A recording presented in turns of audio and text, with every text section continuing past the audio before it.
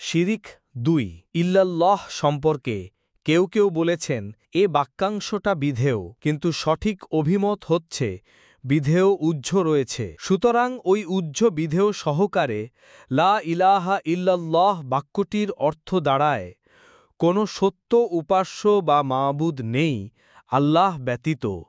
কেননা পবিত্র নাম আল্লাহ হচ্ছে সমস্ত উত্তম গুণের ধারক সত্তারই নাম, এবং সত্য মাবুদ যিনি একমাত্র তারই জন্য এটা নির্দিষ্ট নাম।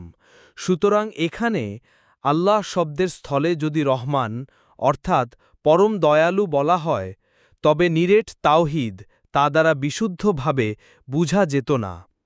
এটাও বলা হয়েছে যে তাওহীদ মানে কোনো বস্তুকে এক বলে সাব্যস্ত করা এবং এক বলে জানা, আর তাওহীদের পারিভাষিক অর্থ হচ্ছে আল্লাহ তাআলার মহান জাত বা সত্তাকে এক বলে সাব্যস্ত করা, তাছাড়া তাকে আকীদা বা বিশ্বাসে, তারপর কথায় ও কাজে, তারপর নিশ্চিত বিশ্বাস ও পরিচিতিতে, অতপর বাহ্যিক ও অন্তর্চক্ষু দ্বারা দর্শনে, অতপর প্রমাণিত ও স্থায়ীভাবে এক বলে সাব্যস্ত করা।